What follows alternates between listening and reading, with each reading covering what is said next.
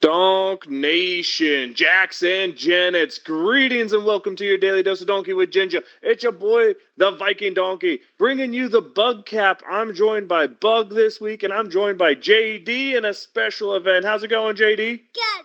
How's it going, Bug?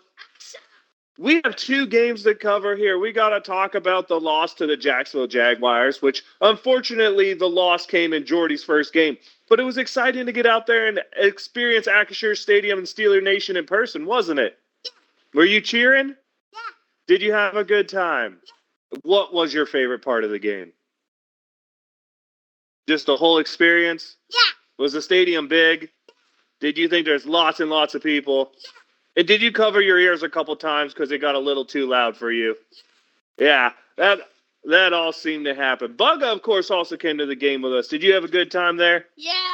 And if you know Bugga, he bought the most appropriate thing for himself, a big golden chain with a Steelers emblem on the end. That's as big as he is because, well, it's just fitting, huh? Yeah. Yeah. But let's get into breaking down the actual game that happened out there. Steelers versus Jaguars, opening series. Looks like they draw up a first play touchdown, but just can't catch the ball, Deontay Johnson. A sack happens on second down. Third down, another pass to Deontay, and he drops the ball. Just seemed to set the course for a bad day for the Steelers offense, huh, George? Yeah. Yeah, and they really didn't show up. And the defense played all right, I'll say, but not great, huh, Bugboo? Yeah, it just seemed like the team never really got it going, never really seemed to have that whatever was missing. It led a lot of 3-and-outs to start the game. Then a 90-yard touchdown, or not touchdown drive, 90-yard field goal drive that was after a DeMonte Casey interception, I believe, where he stepped out of bounds at the 2-yard line. Like, that just sums up the Steelers' day. If they did something right, a 90-yard drive, it only ended at 3 points. If they get a turnover, it just steps out of bounds at 2-yard line. Just felt like they couldn't get the positive momentum rolling, right? Yeah.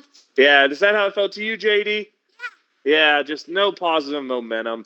And we get to the second half. I mean, a really ridiculous offsides call on a field goal cost the Steelers 3 points before halftime, which was half their score, huh, George? Yeah, just not a whole lot going on there. We get to the second half. It has to be Mitch Trubisky because, Neil gets called for a roughing the passer, and then Pickett gets picked up, slammed, and body weight all landed on him. They don't call that a roughing the passer, as it just seemed the refs really wanted to keep it a one-sided affair, huh, Bug? Yeah. Yeah, and the injury to Kenny Pickett didn't do the Steelers any favors, did it, Jordy? Yeah.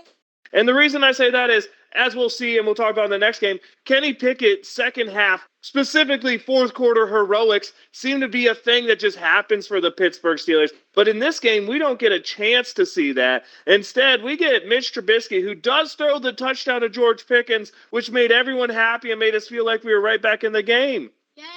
Yeah? Is that how you felt, Jordy? But then the defense gives up more points, and Mitch Trubisky becomes Mitch Trubisky, and he throws the ball into triple coverage, nowhere near the receiver, interception. A couple more drives. Okay, I think I lost the audio there for a little bit. But anyway, so Mitch throws the ball into triple coverage, gets a couple interceptions. Should have had maybe one more interception on the day. And Mitch Trubisky just shows you why he is the backup quarterback to Kenny Pickett. The Steelers can't rev any fourth quarter offense. The defense can't get the stops when they need to in the fourth quarter. And in all, just not a good team effort on a way to a 20-10 loss, huh, Jordy? Yeah. But still, exciting to go to your first game. It was a really cool thing to be there, experience it with you, and watch you try to wave the towel a little bit, but we're not quite at that stage yet. So you have anything to say about your first game, your first Steeler experience?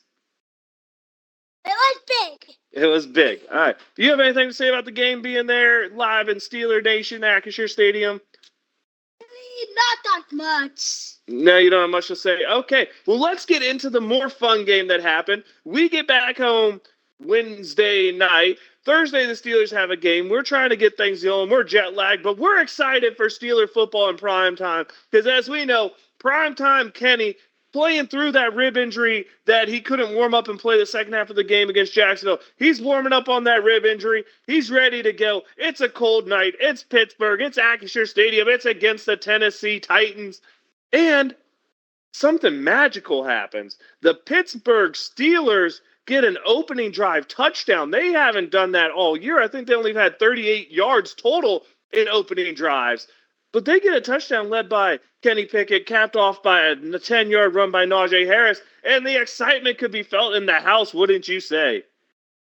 Was. Yes. How about you, George Orr? Yes, but then the Steelers defense goes, they give up some points after some big sacks, but they have big penalties, including a roughing the passer on TJ Watt. But maybe my favorite play of the game happened on that first drive. TJ Watt gets his helmet knocked off. He don't care. He goes and sacks the quarterback, and you just get to see all the fire in TJ Watt, didn't you? It's awesome. It really was. Jordy, do you like that play? And Jordy, you have Cam Hayward's jersey. He was back in the game. Really kind of made a little bit of a difference, don't you think? Yeah. Now, the big problems here we'll talk about. The Steelers made Will Levis look absolutely amazing. Not good in coverage. Just a bad game for the Steelers. Honestly, defensively, they didn't do what they normally do. And Tennessee's not an explosive offense. So it is what it is. But at the end of the day, they do enough. They make the interception on the final drive, the first turnover of the day. They hold Derrick Henry under 5 yards of carry, I think, but it wasn't the greatest. But you know what? There's just something that the Steelers are built for, don't you think, Bug? They're just built to be, I don't know how you want to say it, but clutch in the fourth quarter, making the plays they need to make, but always keeping it close. Yeah. And kind of weird, the Steelers have a winning record this year, Jordy, when they have been outgained by their opponent every game they've played. But let's be honest here. Steeler Nation has been calling for Matt Canada for forever. He gets brought down to the sideline, and they have arguably their best offensive game of the year. I know it was only 20 points, but really they didn't have that many possessions as both teams were chewing up clock with 6-7 minute drives, Bug. But do you think the offense showed some promise this week? Yeah. And Jordy, the defense goes out there. I expected a lot more from the pass rush playing a bunch of backups in Tennessee, but they really didn't get as many sacks as I thought, didn't cause turnovers, made a lot of costly penalties. But at the end of the day, the defense on the final drive made the play they needed to make and helps lead to a Steeler win, huh? Yeah. Yeah. I mean, seeing a couple nice things out there, a Najee touchdown run, a Deontay Johnson touchdown reception for the first time in over 600 days, Bug. Seeing Deontay get in the end zone was pretty cool. Yeah. And watching Kenny Pickett close out another game in the fourth quarter, another primetime game. Maybe he doesn't put up the best stats in the world, but does it just feel like Kenny Pickett has this clutch winning vibe about him? Yeah. Yeah, it really, really does. And I think that might be the most overlooked part of Kenny Pickett's game. Jordy, anything you really want to say about the Tennessee game and how it went? It went good. It certainly did. How about you, Bug? Fourth quarter was awesome. The fourth quarter was awesome. Also, seeing Broderick Jones out there to start, see the running game be more effective than it's been all year with about a 50-50 split from Najee Harris and Jalen Warren. Maybe that's the way things should be going forward. Yeah. Yeah. Also, the guy we signed just 2 weeks ago, the rookie, Rush, almost misses a huge interception, or does miss a huge interception at the end of the game. Same with Levi Wallace on that last drive. A bad penalty by Joey Porter Jr. But Quan Alexander gets to be the savior. Huge interception to end that game, huh, George? Yeah. Yeah, it was. And let's be honest here, it wasn't the prettiest game, but that is the definition of a Steelers victory right there. You knew that's how if they win, they're going to win. They lose, they're going to get blown out. They win, it's going to be like that. I don't know if it's pretty. I don't know if it's good, but that's just the way it is. Perhaps, though, really bad news for the Steelers is after losing Minkah in the Jacksonville game, which we didn't talk about, we lost Minkah Fitzpatrick to a hamstring injury in the Jacksonville game. We lose Cole Holcomb this week in the game.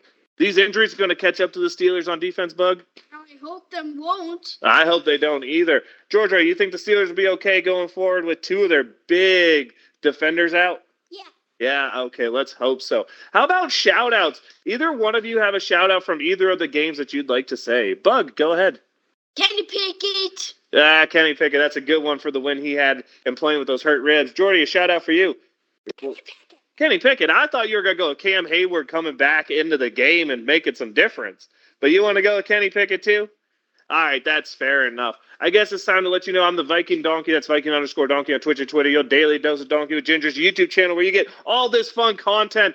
Maybe we'll get JD in a little bit more often. Maybe he'll be a little more talkative. Bugboo's over here. No socials. JD's over there. No socials. But guess what? It's fun. It's awesome. Dog Nation, Steeler Nation, we love you. Leave him if you got him. He's Boat Steelers touchdown. There it is.